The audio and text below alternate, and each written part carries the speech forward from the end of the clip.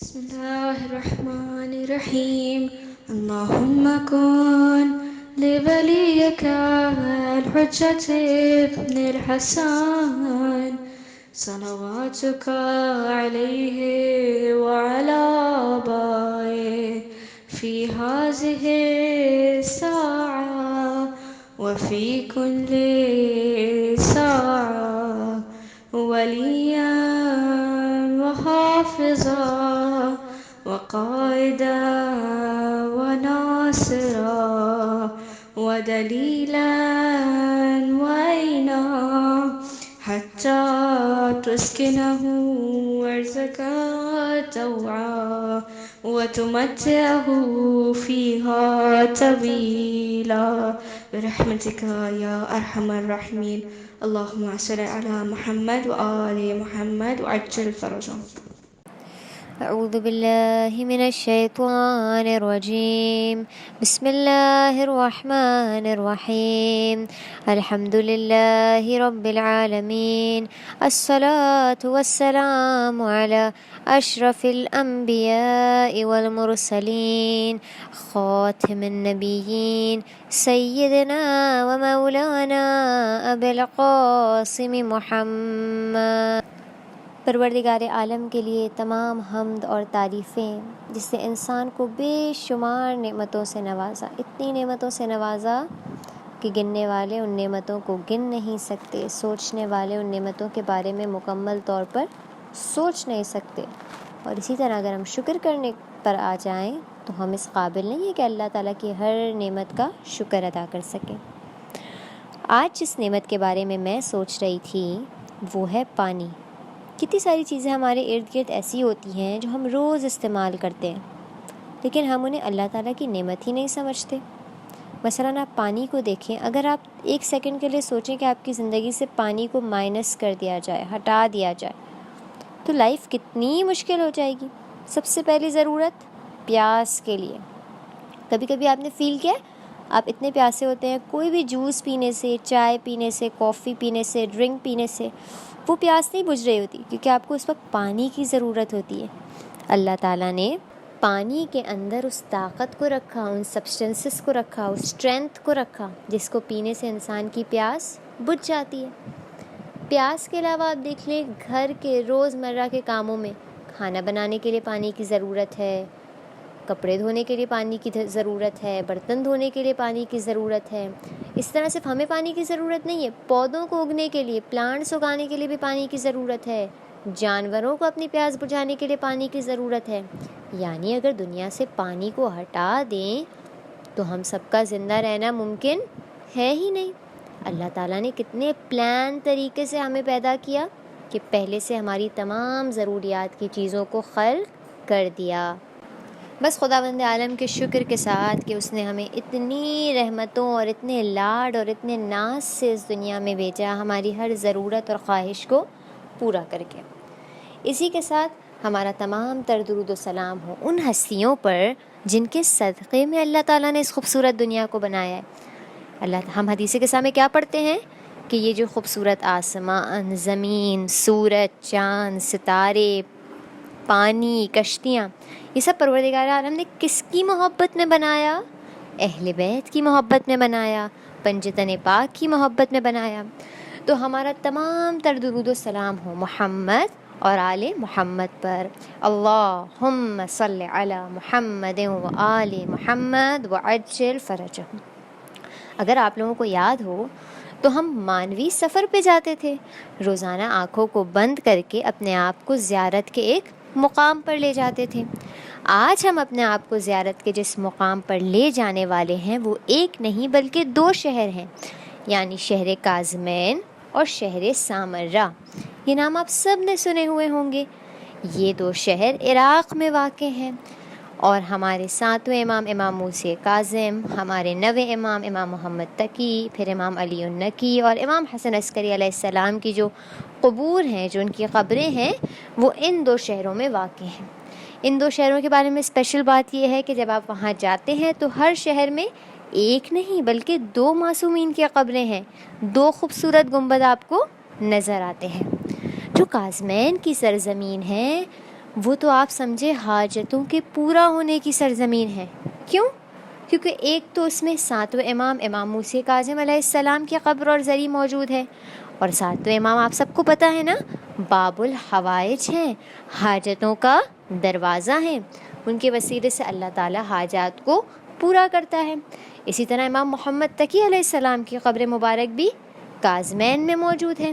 اور کہتے ہیں کہ اگر آپ کو دنیا کی کوئی بھی حاجت مانگنی ہو، جیسے ہمیں اچھے گریڈز چاہیے، عمر میں برکت چاہیے، رزق میں برکت چاہیے، صحت ہیلتھ کے حوالے سے کوئی دعا مانگنی ہے، تو ضرور امام محمد تقی علیہ السلام کے وسیلے سے اگر ہم اللہ تعالیٰ سے دعا کرتے ہیں تو خداوند عالم اس دعا کو قبول کرتا ہے. سامرہ کا جو شہر ہے وہ بھی بہت اسپیشل شہر ہے، اور اسپیشلی ہمارے لیے، اس دور کے لوگوں کے لیے تو اور اسپیشل ہے، کیونکہ یہ شہر ہمارے وقت کے امام زمانہ سے بہت کلوزلی ریلیٹڈ ہے، بہت گہرا تعلق ہے. امام زمانہ اسی شہر میں پیدا ہوئے، ان کے بابا کو اسی شہر میں رکھا گیا تھا، ان کے بابا کی قبر بھی اسی شہر میں ہے، ان کی ماما کی قبر بھی اسی شہر سامرہ میں ہے. وہ سرداب، وہ انڈر گراؤنڈ بیسمنٹ جہاں سے امام پردہ غیبت میں گئے تھے، وہ بھی سامرہ میں موجود ہے. ہم دعا کرتے ہیں پروردگارا ہمیں جلدی سے ایسا موقع عطا فرما کہ ہم عراق کی ان زیارات پر جا سکیں، نجف اشرف کی زیارت کو جا سکیں، کربلا کی زیارت کو جا سکیں، ساتھ ہی کاظمین کی زیارت کو جا سکیں، اور اسپیشل جگہ سامرہ کی زیارت کو بھی ضرور جا سکیں. آج جس عنوان کے بارے میں آپ سے گفتگو کرنی ہے اس کا نام ہے مہمان نوازی. دیکھیں، ہمارے گھر میں جیسے ابھی ہم نے ذی الحج کا مہینہ گزارا، عیدوں کا مہینہ تھا، عید قدیر، عید مباہلہ، عید الاضحیٰ. یقیناً ہم سب کے گھر میں مہمان، دوست، رشتہ دار، پڑوسی کوئی نہ کوئی مہمان بن کر ضرور آتا ہوگا، یا ہم کسی کے گھر مہمان بن کر ضرور جاتے ہوں گے. کیا ہم نے کبھی سوچا کہ یہ میزبانی کرنا، میزبانی یعنی اگر آپ کے گھر کوئی مہمان آیا ہے تو آپ اس کو کس طرح سے سرو کر رہے ہو، کس طرح ہوسٹ کر رہے ہو، اس کا کیسے خیال رکھ رہے ہو، اسے کہتے ہیں میزبانی. اللہ تعالیٰ کے نزدیک اس کا بہت زیادہ ثواب ہے. ہم کبھی کبھی یہ سوچتے ہیں کہ بھائی نعوذ باللہ یہ مہمان ہمارے گھر کیوں آ گئے، اب ہمیں ان کے ساتھ بیٹھنا پڑے گا، انہیں کچھ کھانے پینے کو دینا پڑے گا، اور ان کی سہولت کا خیال رکھنا پڑے گا، ان کی وجہ سے ہمیں زحمت ہو رہی ہے. ہمیں ایسا بالکل نہیں سوچنا چاہیے. آپ کو پتہ ہے روایت میں آتا ہے الضیف ینزل برزقہ، یعنی جو مہمان ہوتا ہے وہ اپنا رزق خود نازل کرتا ہے، اپنا رزق اپنے ساتھ لے کر آتا ہے. بلکہ صرف اور صرف اپنا رزق اپنے ساتھ نہیں لاتا. فرمایا جاتا ہے کہ مہمان جب آپ کے گھر میں آتا ہے اپنا رزق اپنے ساتھ لاتا ہے، اور جب آپ کے گھر سے جاتا ہے تو آپ کے اور آپ کے گھر والوں کے گناہوں کو اپنے ساتھ لے کر باہر نکلتا ہے. یعنی جب مہمان آپ کے گھر سے نکل جاتا ہے تو آپ کے گناہ بھی آپ کی ذات سے الگ ہو جاتے ہیں، تو آپ پیور ہو جاتے ہو، آپ کے گناہوں کی مغفرت کا ذریعہ ہے. دیکھیں، مہمان تو ہمارے گھر آتے ہیں، کبھی ہفتے میں ایک بار، کبھی عیدوں پر، کبھی پڑوسیوں میں سے کوئی آ جاتا ہے. ابھی جیسے ایام اضحیٰ ہیں تو کبھی کوئی مجلس میں مہمان بن کر ہمارے گھر آئے گا. اگر ہم خلوص نیت کے ساتھ ان کی میزبانی کریں، انہیں پانی پلائیں اور ان کی سہولت کا خیال رکھیں، تو ہم نے نہ صرف ان کی میزبانی کر لی بلکہ اللہ تعالیٰ کی نظر میں اپنا مقام بھی بنا لیا. ایک دفعہ کسی نے دیکھا کہ مولا علی بہت اپسیٹ ہے، بہت غم میں ہے. کسی نے پوچھا یا علی کیا ہوا؟ تو امام علی نے فرمایا کہ میں اپسیٹ ہوں، میں اداس ہوں، کیونکہ ایک ہفتہ گزر چکا ہے اور میرے گھر پر کوئی مہمان نہیں آیا. بلکہ روایات میں ملتا ہے کہ ایسا گھر جس پر مہمان نہ آتے ہوں وہ فرشتوں سے دور ہے، یعنی فرشتے اس گھر پر نازل نہیں ہوتے ہیں.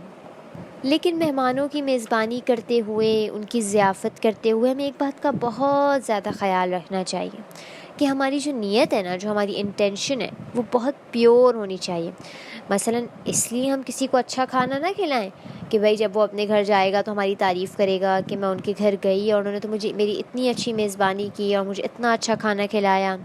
یا اگر ہم ان کو کسی نئے ڈنر سیٹ میں سرو کریں تو ہم اس لیے نہ کریں کہ بھائی وہ ہر جگہ ہماری تعریف کریں کہ ان کے گھر میں تو اتنے اچھے برتن ہوتے ہیں اور یہ اپنے مہمانوں کو بہت اچھی طریقے سے رکھتے ہیں.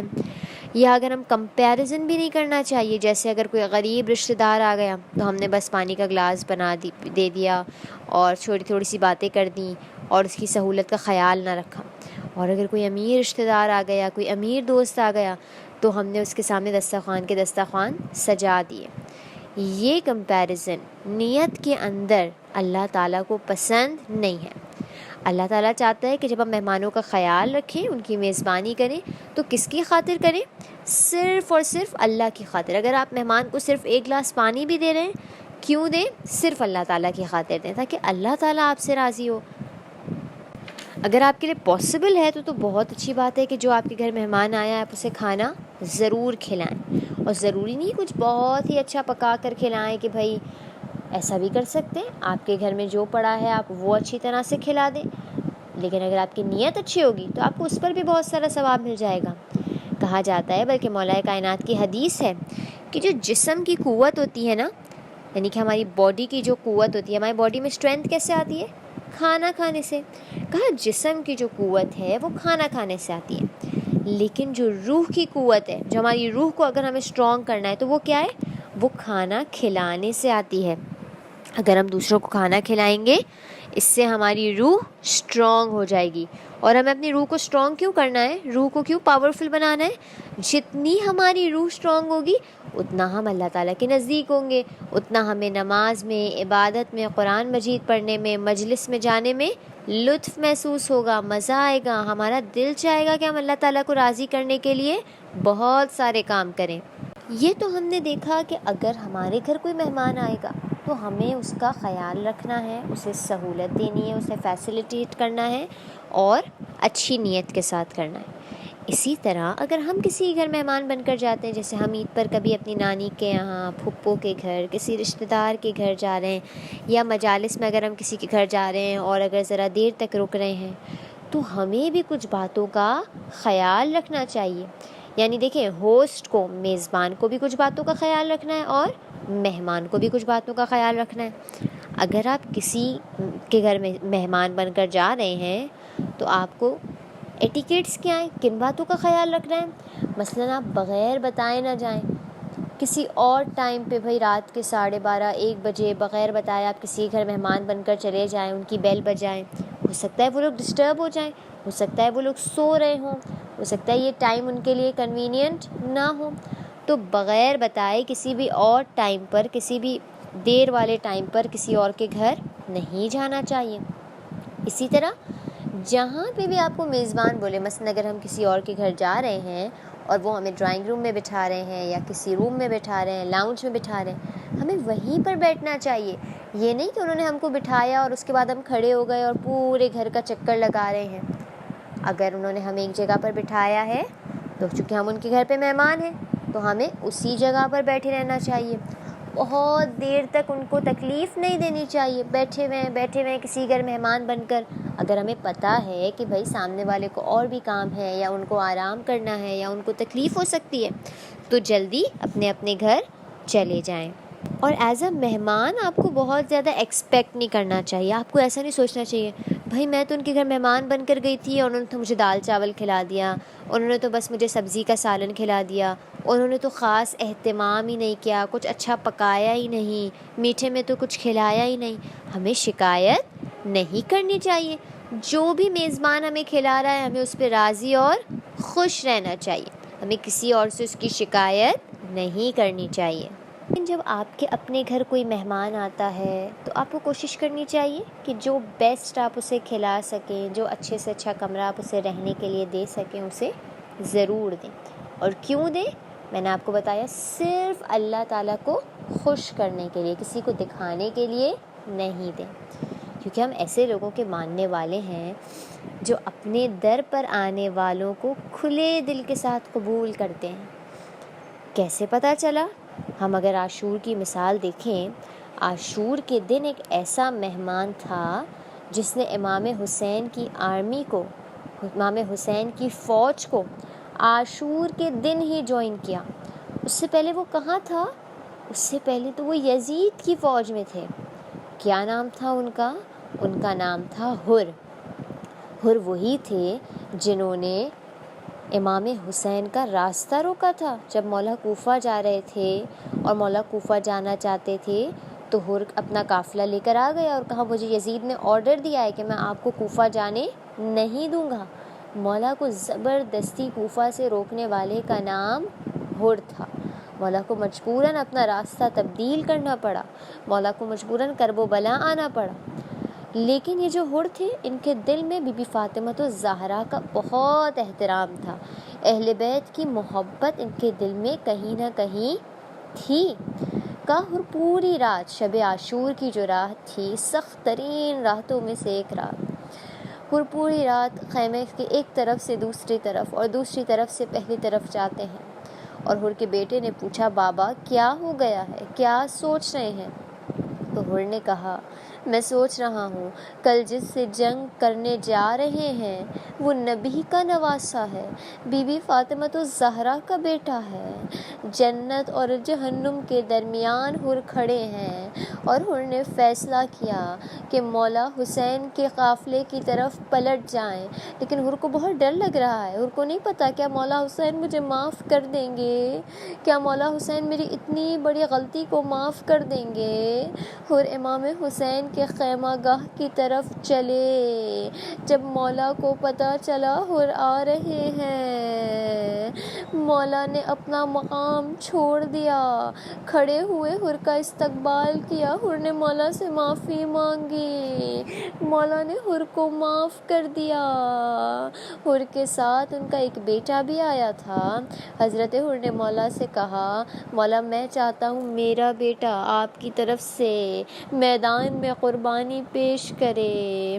ہر کا جوان سال بیٹا میدان میں گیا اور جب گھوڑے سے گرنے لگا اپنے بابا کو آواز دی، مدد کے لیے بلایا۔ ہر نے دیکھا جب بیٹے کے پاس پہنچے ہیں عجیب منظر ہے، مولا حسین پہلے سے موجود ہیں، ہر کے بیٹے کا سر مولا حسین کی گود میں ہے۔ مولا کیا فرماتے ہوں گے، اے ہر جوان بیٹا، تو بوڑھا باپ، بوڑھے باپ جوان کا لاشا اکیلے نہیں اٹھا سکتے، میں قربان جاؤں اس وقت پر جب علی اکبر کا لاشا ہوگا اور حسین بنی ہاشم کے بچوں کو آواز دیں گے اس بوڑھے باپ کی مدد کرو، جوان کا لاشا ہے، حسین بوڑھا ہے۔ الا ولعنت اللہ علی القوم الکاذبین۔ رہا ہے اکبر سینے اسے لگاؤ، رہا ہے اکبر سینے اسے لگاؤ، رہا ہے اکبر سینے اسے لگاؤ، مہمان کو ہمارے